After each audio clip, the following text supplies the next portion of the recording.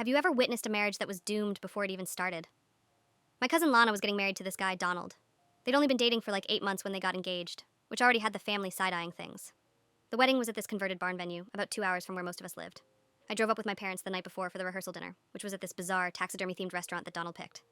Already weird vibes because the centerpieces were literally stuffed pheasants staring at us while we ate overcooked steak. During dinner, I noticed Lana seemed super tense. She kept checking her phone and barely touched her food. Donald was getting progressively drunker and louder, telling everyone how they were going to dominate the couple's bowling circuit after they got back from their honeymoon. My mom kept giving me these WTF looks across the table. After dinner, Lana asked if I could help her with some last minute stuff in her hotel room.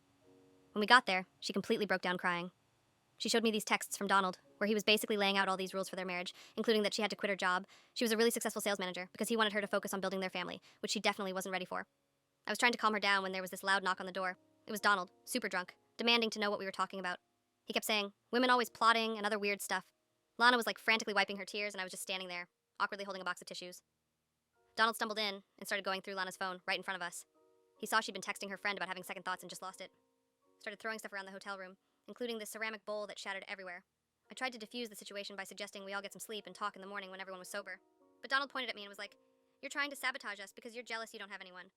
Hotel security ended up coming because of the noise. Donald got escorted back to his room but kept yelling in the hallway about how the wedding was still happening no matter what.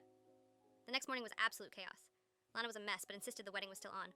Her mom, my aunt, was pressuring her not to waste all the money they'd spent. I tried to talk to Lana privately, but she just kept saying, "It'll be fine once we're married," which is literally never true. The ceremony was scheduled for 3 p.m. Around noon, I was helping Lana get ready when her phone kept blowing up with texts. Turns out Donald had gone to a bar that morning to calm his nerves and was now completely wasted again. The best man couldn't get him to leave. Lana asked me to go to the bar with the best man, Carson, to try to sober Donald up before the ceremony. We found him doing shots with some random people he'd just met, telling them all about how marriage was a man's worst nightmare, but he was doing it anyway. What the freak? Carson and I managed to get Donald into my car.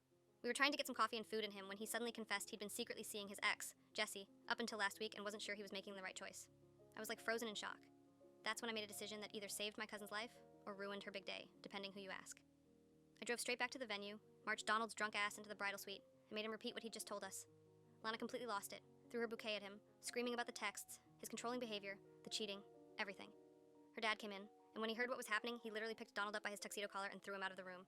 The wedding was postponed, aka canceled, right there. Guests were already arriving, and my uncle had to announce that there would be no ceremony today, but everyone was welcome to enjoy the reception food and open bar. Donald's family was furious at me specifically, saying I deliberately sabotaged everything.